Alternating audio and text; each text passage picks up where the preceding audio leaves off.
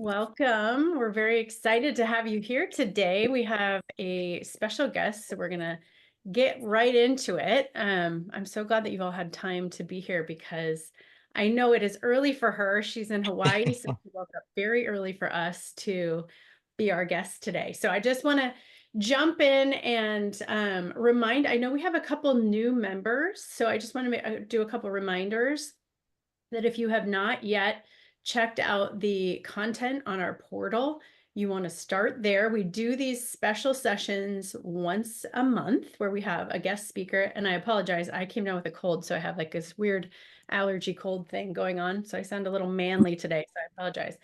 But if you haven't made it through the Modway content, you definitely want to start there. And then these are little treats along the way for you to just get inspired by somebody who is probably several steps ahead of you in the business realm and can teach you something by turning around and offering a little guidance as well. So without further ado, I want to introduce our special guest. Her name is May Fox, and she has a ton of author accolades. She's been a TEDx speaker. She really has checked a lot of the boxes that most of us are after. So I'm excited to have her here. So May, welcome. Thank you so much for having me, Jen. I'm delighted to be here. Yeah. Yeah. Okay. So we have a variety of different types of entrepreneurs in this space. So I'm just looking at the screen here. We do have a brand new author who just launched her book, LMNOP, this week. It's a children's book. So Trisha is probably very interested in what you have to say. But in addition to that, we also have wellness professionals. We have a hairstylist. We have a photographer. We've got a lot of different professions going on here. But the thing I love about what you're doing for women and men is that you're really good at storytelling. Excuse me. So talk us through kind of how you got into this and what you do to craft stories. Yeah, sure. And I'm sorry, you're a little coughing and I'm a little froggy this morning, but we'll make it through. So congratulations. Is that Trisha who has the book out?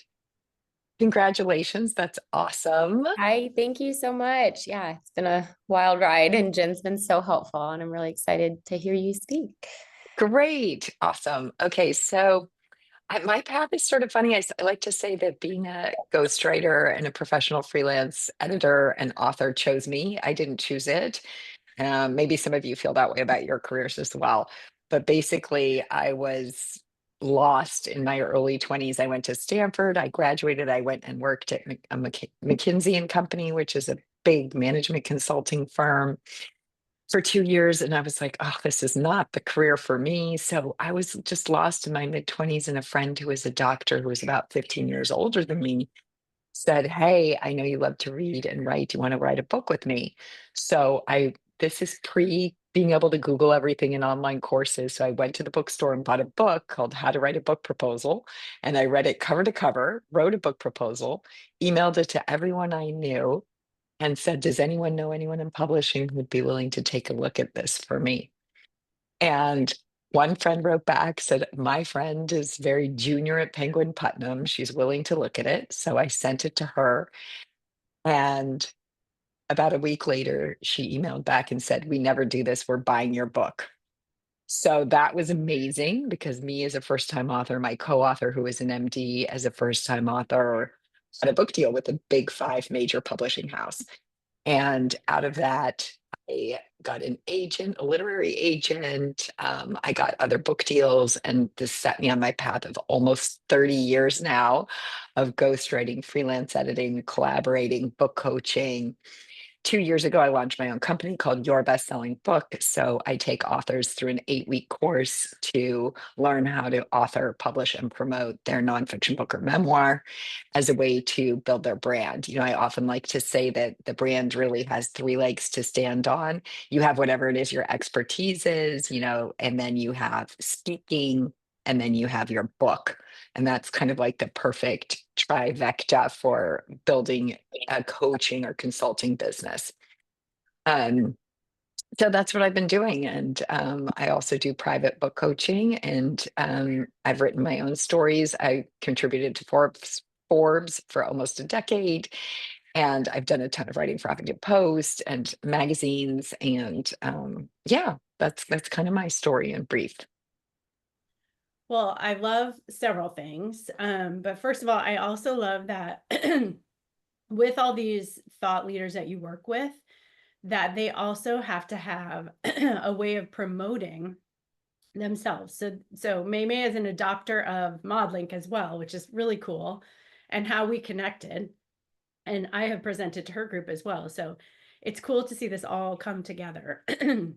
They're very much all related and tied into each other. Yeah, I have so many world-class experts who I work with on their books, like they're, doctors at the top medical centers in the country. They're professors at the top universities, but they have no idea how to promote themselves. They don't have the first bit of, they don't even know where to start. So Jen is I've told them, I'm like, you guys should start with modeling. It's the perfect place to start. And it's really good for authors too, because it keeps it very simple for them, which is cool. Okay, so let's jump into the idea of storytelling, because I think this is important in any sort of promoting that we're doing or any kind of selling that you're trying to do. So I have my own thoughts, but I would love to hear you tell us what kind of stories that you think every entrepreneur should sort of have at the tip of their tongue that would be helpful to their business. Okay, well, number one is the story I just told you, which I think every entrepreneur should have at the tip of their tongue, which is your origin story. It is what got you here to where you are, right? What called you? Was it your passion? Was it something that you loved ever since you were 6 years old? Or was it just a fluke, that's something that happened in your 40s where you saw a gap in the market and you saw the need there and you went towards it? It doesn't matter what that is, but you want to be able to tell a captivating origin story that really gets people to buy into the fact that you are doing your life's purpose work. You are doing work that you are passionate about, and you have some area of expertise that you're ready to share with the world. Okay, and then do you have any specific tips about how to craft that story, or like Mhm. versions of that story? I know in my own, workings, I've had different versions of a story I can tell for different audiences, or different elements of a story that I can, elaborate on depending on what emotion I want to evoke. So tell us your tips there. Yeah, for sure. So I think that it's always good to have a hook, right? We teach this in the book writing course. I've spoken, interviewed in my podcast and interviews that I do with people, with many people who are PR and branding experts. And what does everyone talk about? Hook. What is a hook, right? That's the thing that's going to immediately capture your audience's attention. And so there has to be some element of drama or excitement in there. I usually like to think of it as a conflict. That can sound off putting to some people. They're like, oh, I don't like conflict. But if you think about story, every story ever told throughout all of humanity, every book you've ever loved, every movie you've loved, every TV series, what drives it forward is conflict. And I don't know if you can harken back to like maybe middle school or high school English, but they taught us that there are three types of conflict. And that conflict is a person versus another person. So you're competing, right? You're trying to get the same resource. A person versus nature. So, like, there's a tornado coming, there's an earthquake, or a person versus themselves. So, like, I'm overcoming my self doubt, I'm overcoming, my fear, or I'm in an incredibly stressful financial situation and I have no choice. I've got to figure out a way forward. Any of those conflicts are very valid, but basically you want your origin story to center around some sort of a conflict, right? Like, I was lost, I needed money, I wanted to provide hope, I saw people suffering, I wanted to solve their pain, something like that. And then the other big tip I have, besides thinking in terms of like this conflict that generated your story, is to tell it as much as possible by putting people right into the present moment. So, this is always how I suggest that people open their books. And also, if they're speaking on stage. So, if you're doing a TEDx or any other type of talk, you're in the present moment with them. You say, I'm walking through the train station. It's hot. I'm exhausted. Like, And I just want to get on board that train, but it doesn't come into this station. What am I going to do? Whatever it is. So there's drama, it's story. And, some people you may be thinking to yourself, like, I'm a hairstylist. Like, yeah, I'm not a storyteller. Well, guess what? Everyone, everyone is a storyteller. We all are. This is the oldest form of human connection. Think back to caveman times when we would sit around the fire and tell stories. And everything that you've ever enjoyed in your life, every book, every movie, every TV series is story. So a very simple exercise that I love to have people do is to simply drop in, think of your life as a movie, and think of that movie moment, which is that pivotal moment that changed your life and set you on this path. And how would you portray that on screen? What would you do if you were writing a script of your life and you wanted to show people that? So pick that moment. Was it talking to a best friend? Was it walking into a bookstore and finding a book called How to Write a Book Proposal? Was it, talking to your husband or partner? What was that moment? And take us there. Take us there. Now, Jen, you asked another question, which is, do you tell different versions of it? I mean, for sure, right? Like you have to know your audience. And I think that if you're speaking to investors, you probably want to lean more heavily into your expertise, your credentials. But you know what? They want a story too, because our human brains are wired for story. And if you look at neuroscience, which I'm totally fascinated with, when they hook people's brains up to fMRI machines, they put like these electrodes on their brains and they watch where the activity levels are and they watch the activity of our brain spike. Like the minute that we hear once upon a time, our brains spike. And do you know what that means?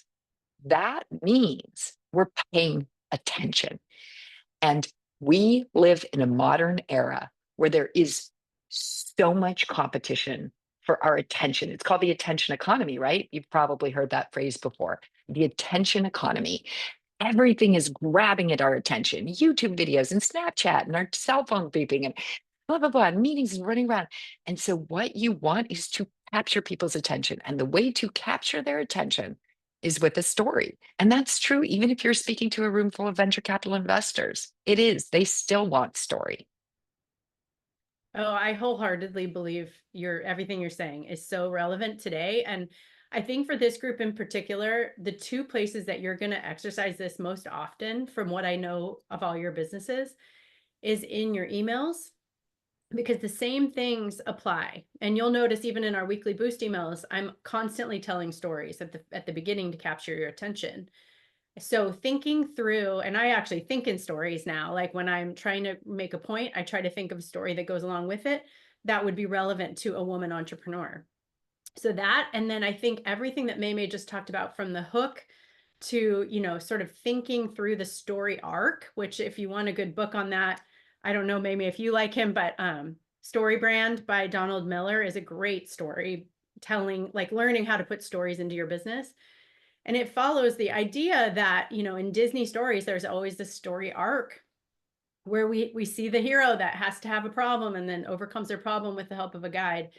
And it's really beautiful. And you want your customers to feel like the heroes of their own journey, but you have to portray the story.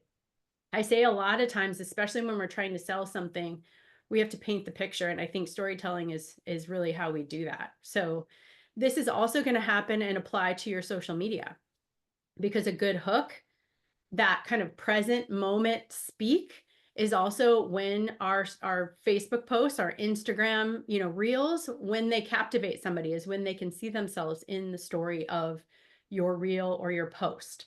So this is just good top of mind stuff to constantly have in the back of, your mind, is to develop these stories that you can tell and then practice. So I love this concept. Yeah. Yeah, I'm so glad you said that too, Jen, because totally lost the thread on the other half of the point that I wanted to make, which is like your own story, your origin story, but also a client success story, right? Like you definitely want to have the story of the client. Let me tell you about Dr. Stephanie Cawthon. She is a professor at the University of Texas at Austin, one of the top universities in the country, right? And she's deaf. And she's been teaching psychology, but she also mentors disabled students on the side. And she sees that there's just a lack of accessibility baked into the American university system. These kids who've been walked through, elementary school, high school, when they get to college, they're just left to dangle on their own. And so she wants to write a book and establish herself as an expert in accessibility so she can go around and consult with other universities. And so she comes to the book writing course and, a year later, here's her book. It's for sale at the Stanford bookstore, and she's getting consulting gigs and she's taking a stage speaking on this topic, right? So you also want to have that client story that shows their pain, their conflict, how you help them overcome it, and their success on the other side of that. So I'm so glad you brought that up. That's the other main story you should have in your hip pocket. Okay, and I can actually see these ladies' thoughts as we're sitting here in that they're thinking, oh, but she was an expert, she was a thought leader. So I'm going to jump ahead to this concept of thought leadership. Talk to us about that, because I know when you say thought, when I hear thought leader, I think, oh gosh, that has to be something big and life changing. It has to be a point of view that's never been heard before. I don't have that. I only have the fact that I'm a hairstylist and, whatever self-deprecating thoughts that we have. So talk to me about thought leadership, how you develop it, how we can all have it, because I do know up here that it is something that we can all have. So just expound on that a little bit. Uh, Yeah, I mean, there's the obvious path is the credentials, right? Like the fancy credentials. But guess what? For about the past, I would say 10 to 15 years, social media has been another path. For example, there are people that it's not about credentials at all. They become health influencers. They are thought leaders because they have tens of thousands of followers. And then that can start to be intimidating because then you start to think, oh my gosh, well, I have to have hundreds of thousands of followers. You don't. All you have to do is identify your area of expertise. If you're a hairdresser, you're an expert. Like I'm coming to you. I can't do my hair. I want to know, like, my hair started breaking off about 5 years ago when I went through perimenopause. I don't know if anybody can relate to that. But I want to come to you. If you're like the hair expert in women with perimenopausal hair that's breaking off, like make that your niche. So I'm sure you teach this at modeling, Jen. I know you do. Niche down, right? Like I hear this over and over again, but I tell it to my authors too. When they come to me and they have a book and they're like, this book is for everyone, what they say is a book that's for everyone is a book for no one. Like, you want it to be for everyone, but you have to start with a particular niche. So let's take Dr. Stephanie Cawthon again as an example. Her niche wasn't even just disability accessibility, it was within the university system. Let's get more programs in place, right? So she really niched down. Now, from there, if more people get excited about what she's doing and speaking about, her audience will organically grow. But starting with that particular, so like, I mean, seriously, like if you are a specialist in perimenopausal hair, like I'm coming to you, right? So you can find that area of expertise and then you just keep repeating that message over and over again. You can do webinars on that subject. You can put social media videos on that subject. You can write your newsletter on that subject. Bam, you're a thought leader. That's it. That's all it takes. Okay, this is so good. I hope you guys are really starting to realize like how capable you are of entering the scene. Okay, so let's switch to, okay, I have a seed of a thought of what I could be a thought leader on. And that's usually the intersection of just two things that I know that are different than somebody else would know, right? But then how do we think about books? Because I know, and I'll just to give everybody my history, I had never thought about necessarily writing a book. And an author or a group came to me and said, we would love for you to do this. It was off of a friend's chapter that she had written about me in her book.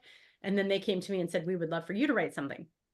I wasn't ready for that. I remember thinking all books had to be like Mel Robbins let them. And I'm not that big of a person. Like, who cares what I have to say? So I at least wrote about what I was comfortable with, which is what are mobile businesses for military spouses? It felt like the tiniest little sliver of the world, but I knew about it. So I wrote about it. Now, in hindsight, I wish I had known you, May, beforehand, because I would have leaned into it. Instead, I was very insecure about the fact that I only know this little sliver. There's only a small sector of the world that's even going to read this book. However, it did become my platform. It became my platform to grow my direct selling business. We sold a lot of skincare through, military spouses, because that was one of the things I wrote about in my book. And had I really understood the magnitude of how great that was, I think I would have promoted it even more. But I would love to get your take on, how do you know you're ready? What ideas work? What is the fast forward us into what you tell your authors about their stories? Yeah, I mean, there's so much to unpack here, but first of all, I love your story because you niched down, right? That's exactly what you did. Am I frozen for you guys? Because Jen just froze for me. Can you wave your hand up if you can hear me still? Okay, I'm gonna keep talking then. If you guys can still hear me, I'll keep talking. You're good. The We can Jen hear you. story. Okay, thank you. Jen's is a great story. Sorry, Jen, you froze for me. So I was just wondering if I froze for everyone. Is a great story of niching down. I mean, I love your example of a book about mobile businesses for military wives. That is so niche and fantastic, Jen. Um, there is much to unpack here. One is, don't think of your book as too big. Don't make it this big tome. Like it can be so small. And I have watched this radically change during my 25 plus year career. I mean, radically. When I started, you better have 50,000 words minimum. You have to have a very serious, very hefty book, because why? You had to find a traditional publisher. And that was really hard. 1% of authors get a publisher. So I don't even want you to go into it thinking you're going to get a traditional publisher. Chances are you're not. It's not a reflection on you. It's a reflection on the times. Okay. I can't tell you. So many people come to me and they're like, nope, I want a traditional publishing deal. I'm like, okay, let's try. And then they get no, no, no, no, no, rejection, rejection, rejection. But you know what? You can self-publish. And as traditional publishing has taken a nosedive because they're not making enough money and they're dinosaurs and they're merging and there's fewer and fewer of them, self-publishing has taken off. It is totally legit and totally valid. I love self-publishing. Let me tell you why. Number one, you own 100% of the IP. You can do whatever you want with it. You can turn it into an online course.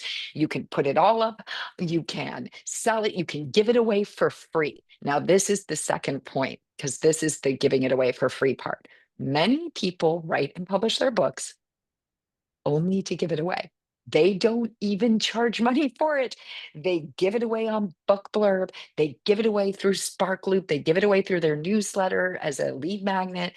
I mean, we're talking ebooks, right? So it costs you nothing. Once you actually produce the book, which will take a small investment, it costs you nothing to email it out to everyone. And you want to get it in the hands of as many people's hands as you can, as a way to upsell them, right? So this is how I encourage my authors to think of their books, not Mel Robbins let them, not Glennon Doyle, not like I'm going to be the million copies sold and I'm going to be on Oprah and I'm going to be on a book tour around the world with thousands. Don't think of it that way. Think of it as your lead magnet that you give away that shows your expertise, builds trust with your audience, and then you can think of your book as so small. And this is amazing. It has literally gone from your book better be 50 to 80,000 words to, you know what? Maybe 30 to 50,000 words to, you know what? In this day, again, the attention economy, we have the attention span of gnats, 30,000 words max. and maybe even 20,000 words. Now, I will break that down for you a bit because those word counts probably mean nothing to you. I mean, they would to me if I weren't a professional author. The articles I wrote for Forbes had to be somewhere between about 800 to 1,000 words. So let's say like one of the longer articles, a few paragraphs, like 8, 9 paragraphs, is 1,000 words. That means that a 20,000 word book is 20 short magazine articles.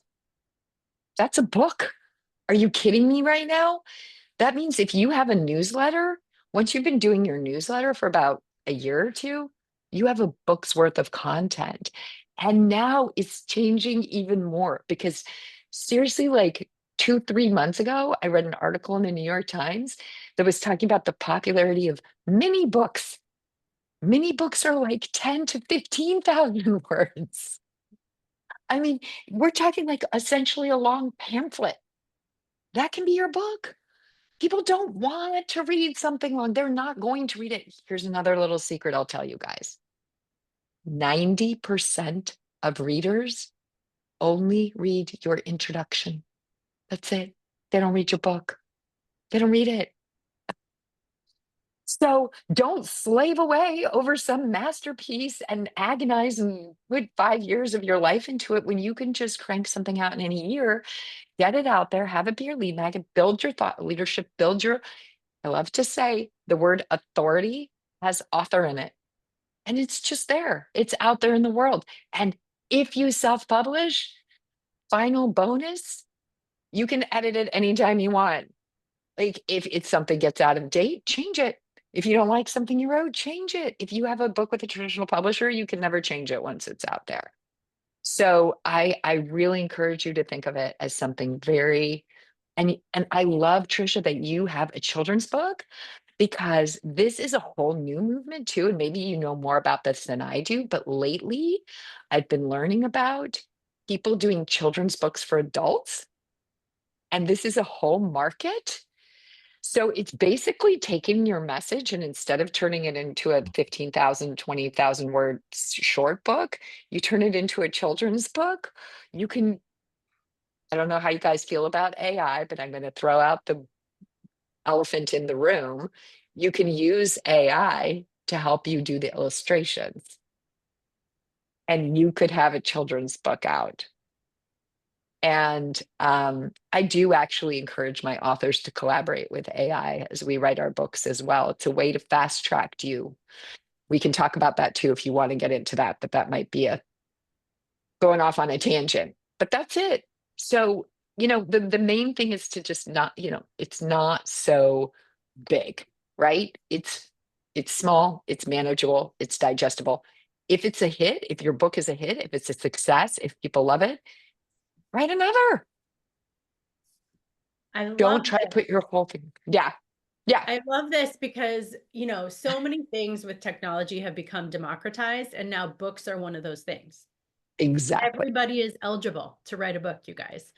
And I think what I found in my journey is I was doing it in the thick of motherhood. So I had 2 teen kids and a husband that was deployed at certain times. And I had to get up at 5 a.m. every day and write. But I had never done that in my life. And it really stimulated a new part of me, to be honest, where it was quiet and I could reflect and I would write and I had a lot to say. And I don't think I really even realized that until I had the quiet space set aside to do that.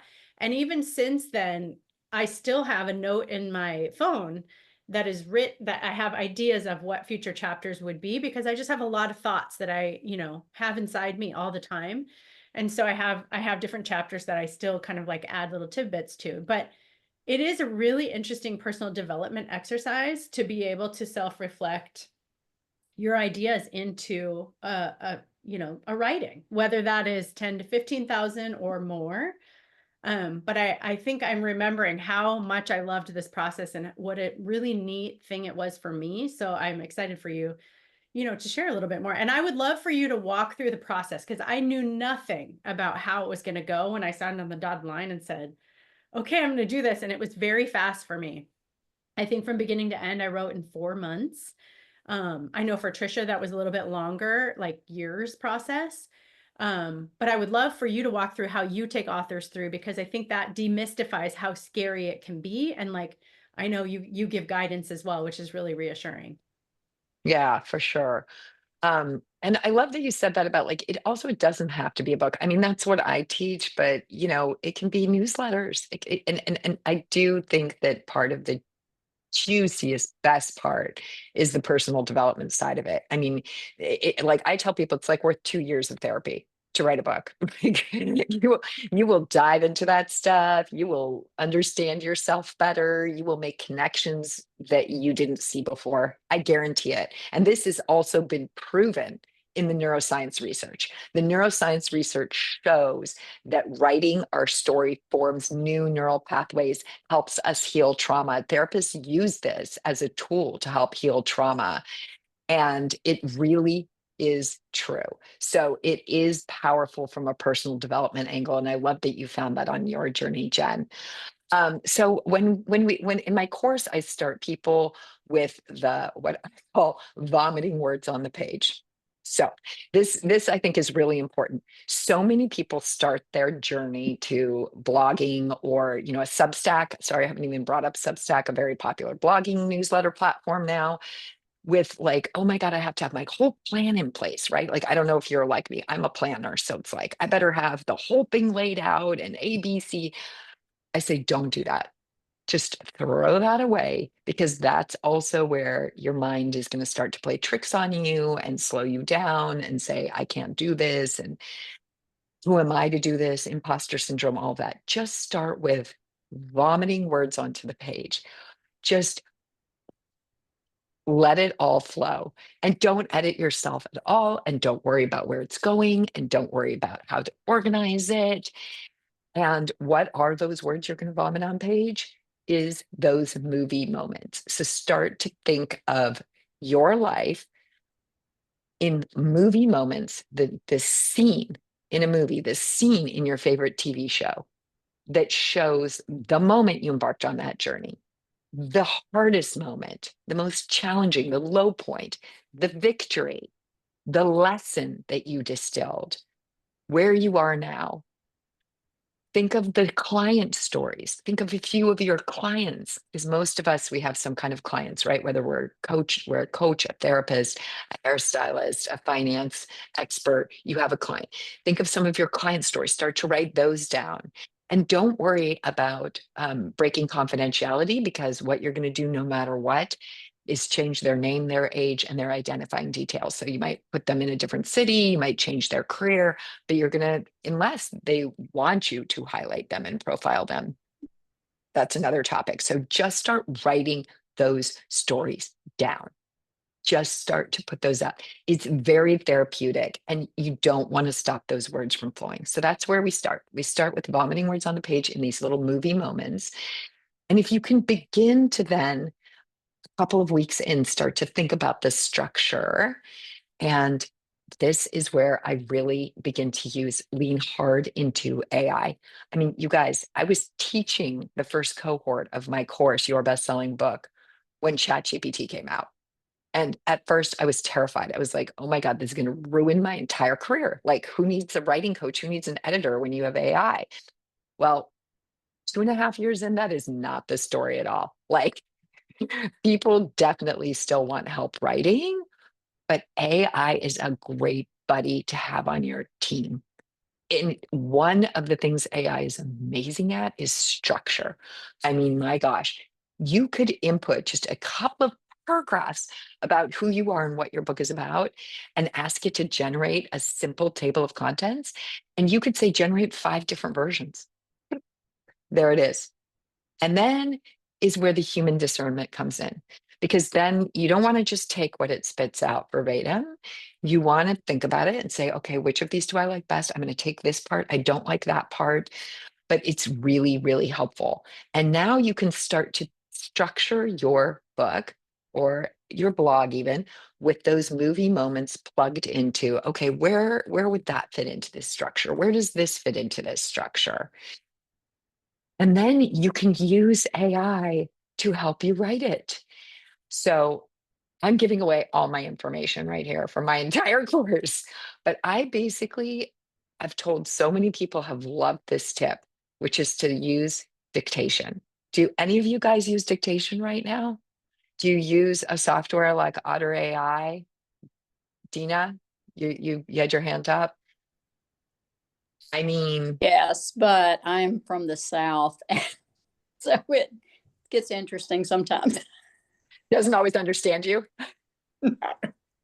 That's so funny. That's so funny. So I've just watched dictation software advance by millennia in the last 10 years, and it's gotten so much better. So you can actually do dictation straight into your phone or into Google Docs does dictation now. You can look it up if you don't know how to do it on Google Docs, or you can download a free app called Otter AI, which I love. It's OTTER. It's like the animal. And it's amazing. You speak. So you could just be out on a walk and you're walking your dog and you're like, oh my gosh, I just thought of this time, the first time I learned to ride a bike and my dad was there and he was cheering me on and I wiped out and then I had a bloody knee. And you could just speak that into your phone. And then you can take what you've spoken, you can plug it into ChatGPT, Google Gemini, Claude AI, whatever, and say, zhuzh it up, smooth it out, make it sound nice, and boom, you're done. You have a section of your book written. So you vomit out first, then you start to generate a table of contents, begin to plug those movie moments into your structure. And then the most important part of that structure, Jen already said, so thank you, Jen, which is you want to take your readers on a journey. So you want to start them somewhere, and usually that's going to be smack dab in the middle of a thrilling high stakes moment where you are broke, where you're standing in front of a room full of investors, where you've completely fried out your first client's hair and she's screaming at you, right there. Put us in the middle of that moment, and then you're going to back up and sort of take us on the journey of like, here are the steps, either for yourself, if it's a memoir, like here are the steps I went on, or if you're speaking to your audience and you want to give them the tools, then it's like, here's the journey of getting from A to Z. And then there's steps along the way. That's it. That's it. It's really simple. You don't need to overcomplicate it. Yeah. Okay, so the very first time that I ever really did this from start to finish, I was writing books about my family, and I interviewed my mom and wrote everything down. But my aunt, I didn't want to sit with her that long, and plus she lived by herself, and so I just gave her a micro recorder. And I would say, just whenever you think of a story from your childhood, just record it for me. So I have now, it's a precious resource because I have the Mm. actual her telling the stories. But I took her story, it was a pretty remarkable story, and put it into a book form with some of the photographs that she had and all that for the family. I've done, gosh, family books on my mom, my dad, my grandparents, both sides of that, and my aunt, who was just such a remarkable person. So yeah, I've done this, and when I think about doing a book, it just kind of it's daunting, but you've just reminded me that I've actually done that, and kind of figured out how to structure it and put it together. And you know what? This is one of the number one tools I use with my authors. So if I'm like sort of ghostwriting, co-authoring a book with someone, we do all of the interviews on Zoom. And this is a triple win. This is a win-win-win because when we do the interviews on Zoom, and so if you're interviewing people for your book, which I didn't even bring up because that's a whole nother path you can take. You don't have to have the whole book be yourself. You can do what Jen said. She was a chapter in someone else's book. You could interview 10 other people and just compile it. And then you're the author of the book, but you're only one of the 10 chapters. And the other 9 are interviews with other women who are leaders in your field, right? That is a way to do a book, because then every single one of them is going to be trying to sell that book for you. Now you have 9 people trying to sell your book for you. Okay. You record the interview on Zoom. Now you have the interview on Zoom. That is all raw material for your social media. I mean, that is a gold mine. I just did this with Jen. I recorded an interview with her. Now we're cutting that up into YouTube shorts. Now I have something like 10 different clips from the interview with Jen to put out on my social media to say, look at all the value that we're giving to our clients by interviewing experts like Jen. Okay, so that's one win. The second win, it automatically generates a transcript. Boom.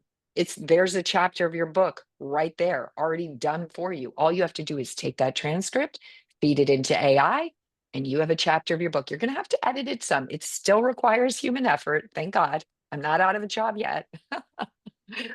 But you will have to edit it. But like, you can use AI to help you edit it, to just smooth it out, make it sound more pretty. Number 3 win is, if you want, you can share that raw footage with the person you interviewed.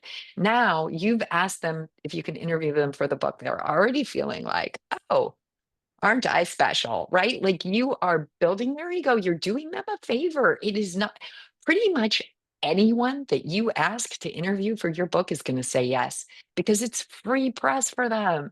And people love to talk about themselves. So aim high. So this is what, if you're going to then give them the raw footage and you're going to promote them on your social media and you're going to have a chapter about them on your book, go for the biggest leader in your field that you want to reach. Now, your book is an excuse to get to know whoever you want to get to know in your field and form a relationship with them. Boom, win, win, win. It's just a win every single way. Okay, I can actually feel the sparks going off in your brains. This is so fun for me to watch, actually. Okay, I want to close on this one question, because not only are you an expert in storytelling and writing, but you're an entrepreneur just like the rest of us. So I want to know, if you had to go back and tell your 20-year-old self some advice about entrepreneurship, what would you say? Because at the end of the day, we're all in the same boat, where AI may change the game for your business model. Things can be scary. Just like you are an entrepreneur, just like all these ladies. So I want to hear your words of wisdom here. I mean, for sure, if we could go back to my 25-year-old self when I first got started in this, I was so scared and so full of imposter syndrome. And Jen, I did not even call myself an author for like 10 years. I mean, that's how deep rooted my own insecurity was. I was just like, no, I just ghostwrite other people's books. Like, I just contribute to Huffington Post. I'm not really an author. I mean, I'm not kidding you guys. Really. It took until like my mid-30s to step into that and say, like, wait a second. Hey, we all have to start somewhere. I mean, you said this, Jen, we're all starting somewhere. I would go back and tell my 20-year-old self to just start kicking ass and taking names and get out there and just sing it from the rooftops and tell everyone that's what you're doing. And, you know, kick that imposter syndrome to the curb. Like, it is not helping you. It's not helping. It's not doing you a service. It's like, just be big, be loud, be brave. What's the worst that can happen? You fail, and then you can talk about your failure. That's a really good story too. Let me tell you, one of the best entrepreneurial stories to tell is about failing. People will listen like this, right, Jen? 100%. 100%. In fact, I know if I go to my Facebook and tell a failure story, I'll get more engagement than anything else. So Same. Me sometimes too. we're self-conscious about that, but in terms of what people want to hear, they want to feel like, you're just like them. So the failures are actually more powerful than the successes a lot of times. So Okay. just start doing it. Just Yeah. go. That's the advice. You are just the best. I'm so glad you were able to join us today. I want to use the last few minutes here, because I can just feel there's a lot of questions. So Yeah. let's just open the floor. And if you have a question for May, unmute yourself and raise your hand, and we'll we'll go through. Okay, we'll start with Trisha because she's at the top. I have so many questions, but I just want to say, I love the failure part that you just talked about, because for so long, I was like, I want to get a publisher. I want to get a publisher. And now I'm realizing, and what you just said, it's like doing the self-publishing thing is almost better because you can change things. I've already had to edit things. And my cousin is a best-selling author and she has a publisher, and she's like, look, they own you and they own 95% of you. And I was like, oh my gosh. But also the failure part that you just said, my book, actually, I woke up this morning and my book had the little like Amazon orange banner of #1 bestseller in 2 categories. So excited. And I was like, oh, I want to post about this. But I was like, even before you said that this morning, I was like, no, I'm going to turn this into like a better story. I'm going to say, hey, look what it is now, but that's not how I got here. Like I failed so many times along the way. Jen can tell you, last week I thought I was failing because something wasn't working. It's like every day there's like a challenge, but she was like, just put it out there, just get it out there and go. And then once you put it out there, but people want to hear, well, how did you get here? And like, it was not rainbows and butterflies. It was literally, and even right now, I'm trying to get the hardcover out there and there's a total glitch on the hardcover, but I'm like, hey, the paperback's out there, like just keep going. And whether you have a hairstyling business or any kind of business, it's all relatable. Like you're going to have those little failures, like you just said, and people want to hear that because it's almost kind of funny once you look back. It's like, whoa, that was a failure, but I freaked out and now it's all better. So I love hearing that coming from you, Maymay, because it kind of just validated like, whoa, my process was actually not perfect, but it was my process. And I'm going to start telling that process on social media because I think that's what people are going to want to see. 100%. Congratulations. That's amazing. Congrats. Thanks. Like huge. Thank That you. is huge. Bravo. Thank you. Yeah, it's so fun. Yeah. And nerve-wracking. As we say, a lot of times doing it faster, but messy and afraid is better than doing it perfect and waiting, because the idea flies away, the momentum changes. Like there's so many reasons why doing it messy and afraid and getting it done is always going to be better than waiting. Always. I love that. Okay. Who else? Ellen, go ahead. Maybe I just have to say something about the story you were sharing about the Stanford person, the deaf student and education. And it doesn't really relate to this conversation, but it's so important. I raised a deaf child who's an attorney now, and I worked at Stanford, and we struggled through lots of things, but lots of things, So what I was going to say is a friend and I got together and decided that we were going to start a business, a nonprofit called Deaf Education Access Foundation. And because the topic is so huge, right? And what did we land on? Mostly because of her talent and her connections in LA. She had connections to the movie industry in LA. And we tapped into first-time captioning children's movies. And then we started to show a double theater in Palo Alto.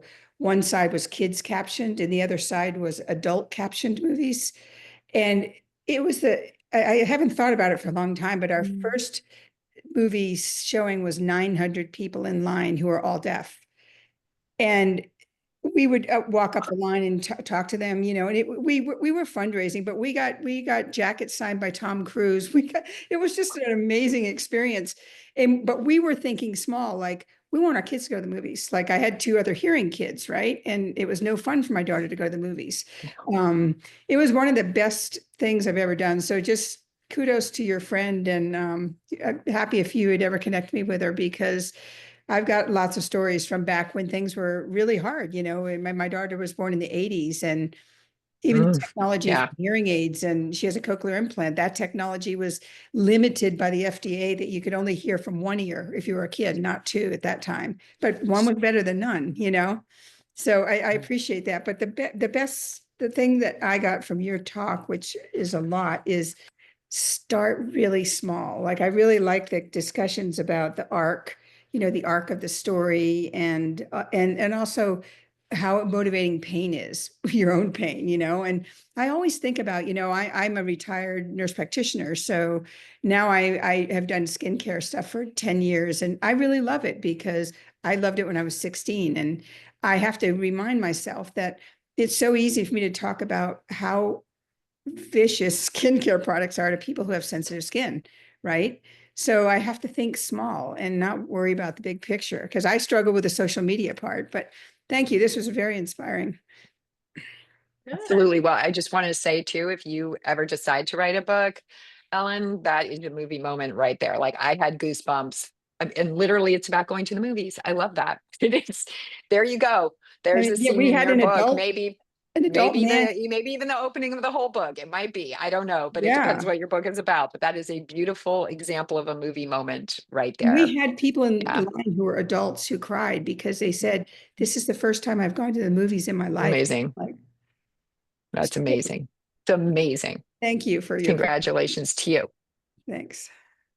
Okay, who else? I know there was another raised hand. I have more, but I'll let other people go first.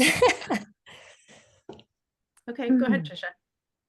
I do love how you touched upon AI. When I was writing my book, I didn't use a single bit of AI, and then I hired an illustrator from Italy. So my book, I can say like, and when you publish on Amazon, it asks you, did you use AI? So Yeah, I can it say no, asks. which that's good and bad. It's fine. I use AI for everything, but Jen taught me this. I have been using AI for social media and it is life changing. Like I will be like, hey, my book's launching tomorrow. Should I use this image or this image? And what do I say? And it just spits it out. And then I kind of tweak it. Um, and I actually dropped my final because my book is 490 words. It's a short children's book, but I dropped it into AI and it was like, there are no errors or fix this little thing. And it even told me, there are no other books like this in the world that we know of. Like it just kept going and going. And then it got to the point where it was like, you're ready to launch this. You need to launch this. Like it was talking back to me and all this stuff. And I was like, wow, this is amazing. So I'm glad to hear that you like AI because I do feel like some people are kind of like, oh, you used AI, like that's not your idea, or and it's like my nephew's in high school and he clearly can't use AI to write an essay. So it's very like conflicting with like parents and stuff. But I feel like in the business world, it is just amazing to use. And I love the tips that you gave us because I am going to start doing that. Yeah. No, I mean, my feeling is like when you're scared of something, go running straight forward into it. And that was how I felt about AI. I was like, so I'm going to start using this. I'm going to start figuring it out. And then I was like, oh, this is an awesome tool. Like, and this is the world we're living in now, right? We don't have, I mean, that's it. You can still sit down with a journal and handwrite with a pencil on paper if you want, and there's nothing wrong with that. By all means, do it. It's like there's no right or wrong answer. You should do, if you want to hire an illustrator, please do. Like, it's just there are many paths, and it's just being Yeah. aware of all the options, right? Yeah. I have a friend who has a AI company that's very successful, and so he's deep into the AI world. And he mentioned to me that, of course, it's such a tool. That's why it's so good for all of us.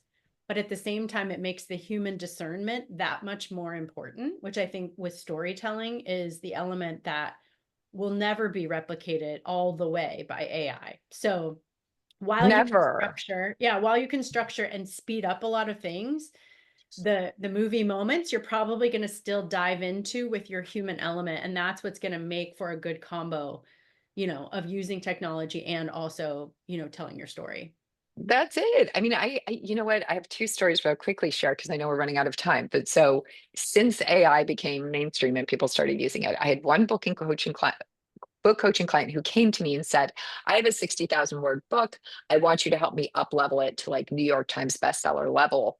I was like, okay. He sent me the manuscript. It was total AI slop. Like the entire thing was like generic chat GPT. There was none of his story in it. This guy was a 30-year cybersecurity expert, and there was not one story about being a cybersecurity expert. And I was like, oh my God.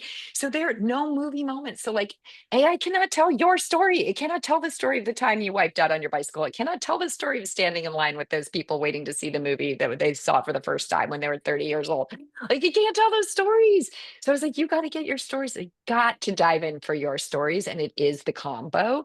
And the other was someone who she had some of her own stories, but she'd done so many versions and generated so many words with AI that I called it, she was lost in the AI soup. It was like she was swimming in the sea of words, and there were just too many versions and too many drafts. It was like she just completely got lost, and she needed help. Like she needed that human discernment to hone in on, you know, this is the 6 chapters of your book. So, Yes. Good stuff. Okay, last all question. right. Oh, shoot. We'll do 2 more. Lynn and then Karina. Okay. Hi, I didn't have a question so much as just a comment that this was really very inspiring, May. Thank you very much. I wrote in high school, I started college writing, and then I sort of just gave it up a really long time ago. And Jen knows this, it's always something that's in the back of my head that I really want to get back to. Currently a photographer. I've been a photographer for about 7 or 8 years. And before that, I was in corporate human resources for quite a long time. So I have a lot of things I'd like to share, but I kind of just get overwhelmed with like which direction to go in. So then I just don't do any of it. So this was really, really helpful. I definitely don't think AI is, I used to think it was a threat, especially as a photographer, because there is so much fake stuff out there, but I've definitely come to appreciate more that people just are always going to want people and need people to connect with. So it's yeah, just so many ideas flowing. I have a lot of notes from this call, so really I'm glad that you were able to join us today, and just wanted to thank you for taking the time to do that. It's been really, really inspiring. My daughter, one of the things that I've wanted to write, my middle daughter the other night was telling me at bedtime, she's like, oh, you know, remember when you used to tell stories every night, that your voice and telling those stories is just like burned into my brain, and it was just such a core memory. And I thought, wow, that's really, I need to get those stories written down before I completely forget them. And so this call especially, I just started taking notes about some of those that I would tell over and over and over again back then, and how critical it is to really share those stories, lock them down somewhere so that we can, you know, have them forever. So again, just thanks for taking the time to be with us today. It was really amazing. Yeah. I'm so glad that you found it helpful. And yeah, Yes, write those stories down, get them down. absolutely. Thank you. Yeah. Okay, and then Karina. Excellent. Piggyback on that yeah, this was a fantastic call. Thank you for taking the time. You mentioned niching down, and I have a book that I self-published, and it's kind of a homeschool journey. Not exactly a memoir, but based on my experience, change the names, protect the innocent type thing. And a few of the details, but um, so I have the homeschool niche, but then I have all these other ideas in my brain as well. And then my mom was an author, or is an author. I say was because she has dementia, and so that part is working anymore. And she has an unfinished manuscript that I have wanted to finish, but I don't know how. It's a romance, so it's like not even in the homeschool. You know, they're just 2 different niches, and so I don't know whether at that point in time, do you just publish under a ghost name, or do you just make that part of your brand? I don't know, like how to, you know, I mean, you're welcome separate. to just go ahead and you could go ahead and self-publish that. I mean, I think you could see what happens with it and, you know, go that direction. You're not going to, I don't think you'll be able to put the full force of your branding and Right. work effort into both channels at once. I mean, you could, but it would be hard. It would be very different and distinct, as you said, from Yeah. the, you know, it'd be two totally distinct audiences. And Jen might have advice for you on this, but I mean, it would be wonderful to get her book out there no matter what, even if you're not like doing a ton to actively promote it. And that's a very hot genre. So, you know, who knows if it took Right. off, right? Well, and she has another one too that I haven't given it an ISBN number yet. I have one that I could Okay. do it, but she didn't want to do it at that time. So I have it. So she has already one that's done. And then I thought if I could finish another one, I don't know. But anyway, yeah. That is a great use for AI, though. I mean, if you can put one book that she's already finished into AI and say, finish this next one, you would probably get a pretty decent, take at what she might have been thinking, which is kind of a cool, Right. I think that would be a cool social media journey to take people on, is to show how you do that, Oh, or yeah. like maybe what you would do. And then I Just don't know, finishing it in her voice too, you know? yeah, we could play Right. around though with romances for, for homeschool moms, maybe. Yeah, Something there. it's true. That sounds like a market that exists. Score romance for your 16-year-old. Yeah. Well, I Uh, think there's so many ideas that are probably floating out there, which I think is the whole point of this membership, is to be able to develop and gain support for your ideas through this entire group. So thank you to everybody for being here and staying on till the end. Maybe I want them to hear from your voice, like where they can find more of you.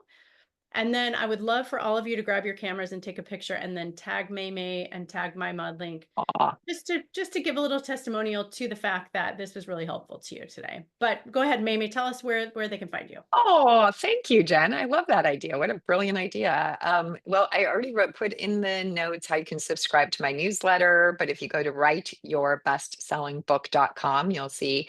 And it's a great newsletter, if I do say so myself. It's just like a weekly writing tip. It's not spammy. It's like it'll give you, great ideas for everything from publication to editing to promotion. And then I'm the only Maymay Fox on so far. We'll see how long that lasts in a world of 8 billion people. But I'm on LinkedIn, I'm on Instagram. It's very easy to find me. So feel free to connect with me, DM me. Trisha, I know you want to connect. So, friend me on Instagram, and then I'm messaging on there every day. And I'd love to hear from you. All right, you guys. Well, this was a fantastic session. We appreciate you so much. And we will Thank have you. another one of these in April. Stay tuned for the speaker. I think I got it locked down. But this was fantastic. I hope I am always happy to help you in any way, Maymay, and we just appreciate you giving your time to us today as well. Thank you so much for having me, and lovely to meet you all. Look forward to seeing you online. Okay. Okay, take care. Thank you. Bye-bye. Bye-bye.